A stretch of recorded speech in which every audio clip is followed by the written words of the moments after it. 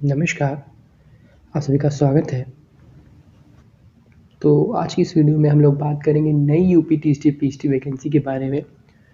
तो जैसा कि आप लोगों को पता ही होगा कि जो अध्याचन के काम हैं नई यूपी टीएसटी पीएचडी के, वे शुरू कर दिए गए हैं और आप लोगों को पता ही होगा कि पोर्टल्स को ऑनलाइन पोर्टल्स को ओपन कर दिया गया और 17 तारीख तक सारे अध्याचन जो हैं मंगा लिए जाएंगे।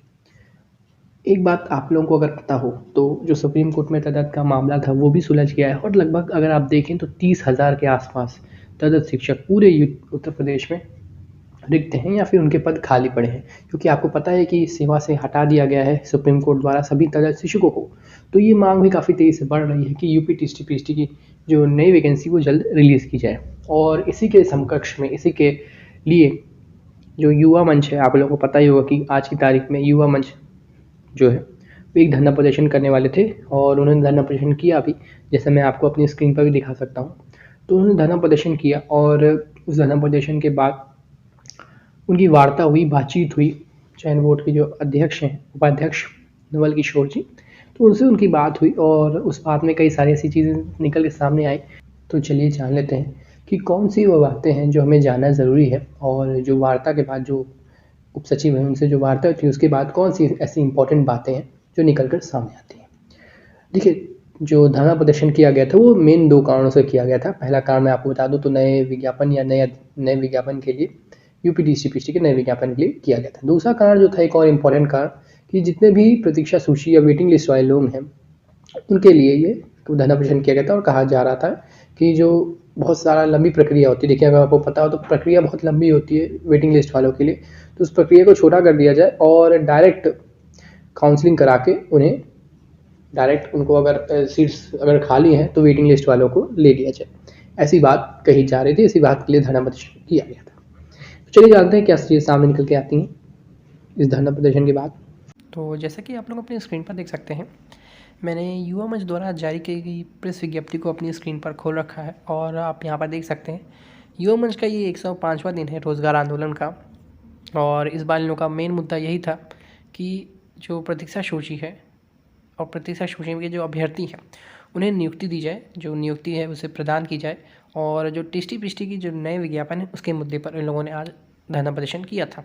तारीख आप लोगों को मैं दिखाया, 14 तारीख को उन्होंने ये धरना प्रदर्शन किया था और काफ़ी व्यापक संख्या में लोग इसमें आए थे। और जैसे कि आप लोग अपनी स्क्रीन पर देख सकते हैं, मेन मुद्दा यही 2 चीज़ें थी और इसके लिए धरना प्रदर्शन किया गया था। तो इसके बाद जो अध्यक्ष हैं अनिल सिंह जी युवा मंच के, उनकी वार्ता हुई थी उप सचिव नवल किशोर जी से, जैसे कि आप लोग अपनी स्क्रीन पर देख सकते हैं। तो उन्होंने बात की कि जो प्रतीक्षा सूची है उसके मामले में उन्होंने बात की और उन्होंने बताया कि एक साथ एक ही काउंसलिंग कराया जाए।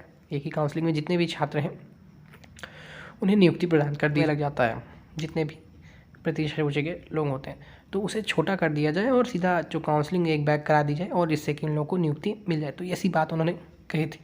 तो इसके विषय में उन्होंने कहा कि जो इसके निस्तारण के लिए 3 सदस्यीय कमेटी बनाई गई है, उसके अनुरूप जो चीज़ें होंगी वह करी जाएंगी। तो जो उस कमेटी की जो रिपोर्ट आएगी वगैरह वगैरह, तब ऐसा उसका निस्तारण किया जाएगा, ऐसा उन्होंने कहा।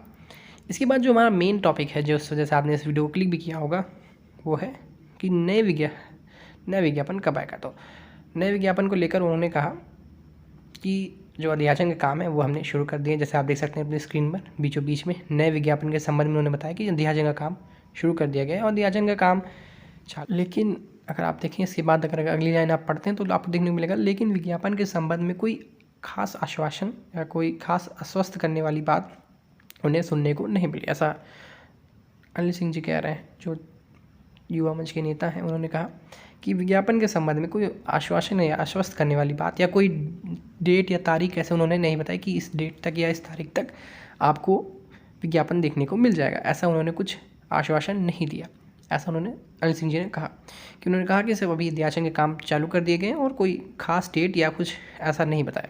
ऐसा अनिल सिंह जी का कहना है।